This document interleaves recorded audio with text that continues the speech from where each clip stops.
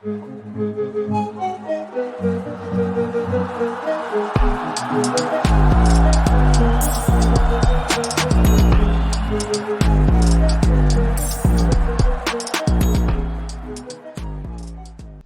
what's up, everybody? Welcome back to the CPS Reports, and we are back with more match previews of the Euros 2024. Match day one continues Monday and Tuesday, and we are going to break down those fixtures today. With me breaking down these wonderful fixtures coming in place is none other than Matthew and Babu. How's it going, guys? Yes. Lekker man, man. lekker. Excited. We know the Euros is thick and fast. Not a single day goes by without these fixtures taking place, which gives us opportunity to talk about things we love talking about. Is grown men kicking the ball around on a 100-meter field. Okay, Romania taking on Ukraine.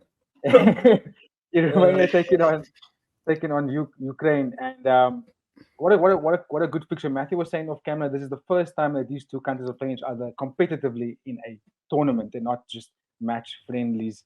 So I think that makes it quite interesting for us to see this fixture take place. Who do we know is going to win?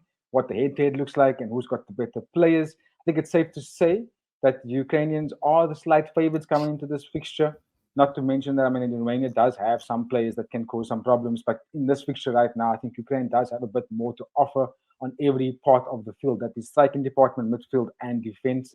And I think they are probably going to come victorious in this 1 year. I'm going to move it on to Babu to give me his thoughts, if he agrees with me or not, on this fixture. I don't know how you feel about it, but I personally think that Ukraine is probably going to come out with victors here, 2-1 maybe. How do you feel about it? Oof. I think it will be a tight game. I think it's I think we all three can agree. We only know a select handful between the teams. Yes. Both teams come into this tournament being the unknowns, and we'll see how this team plays out. I think you are very correct, Ross, in saying Ukraine will be the victors here. I think they do have a bit more quality to offer, especially up front with Mudryk and Artem Dovik. Yes. Both Mudryk playing for Chelsea, Dovik playing in La Liga. Both strikers, or the strike force, is playing at a high level. So you can't look at Romania's defense line holding that, especially like Mudryk giving so many Premier League teams trouble with that pace and that trickery. His end finish is not there, but I still think he can create options. And with Absolutely. Bovic being such a clinical finisher within La Liga, I think like if Mudryk puts a ball up there for him, he'll finish it off. Yeah.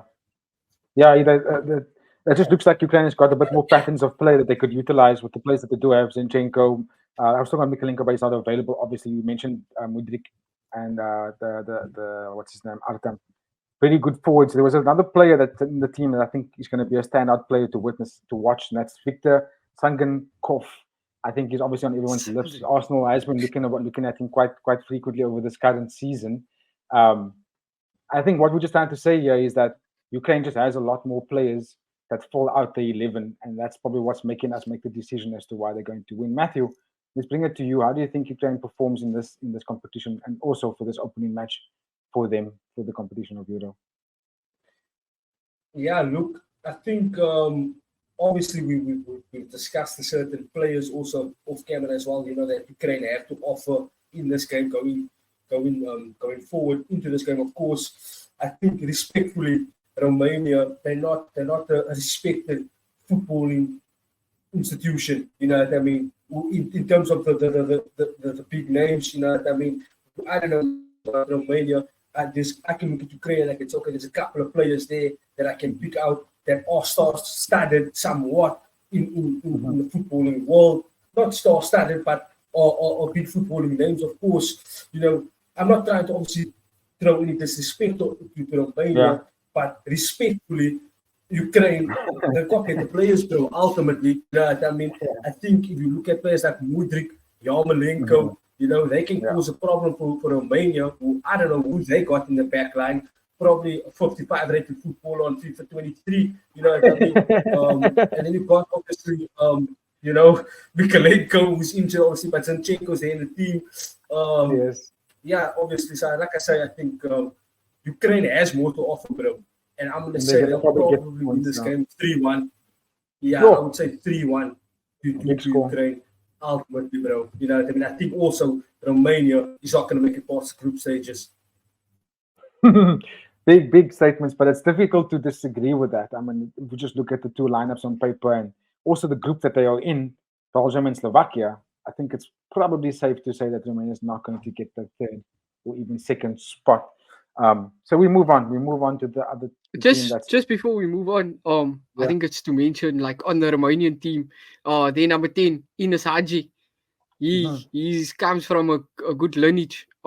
His father was Gregor Hadji, who played for Barcelona. Quality player, known like from like back a day. I've never heard of So him. like bro, go do research. In it, You say go the do quality player. research. You say the quality. He played for Barcelona, brother. He was a Ballon d'Or nominee. What are we saying? You guys are hilarious.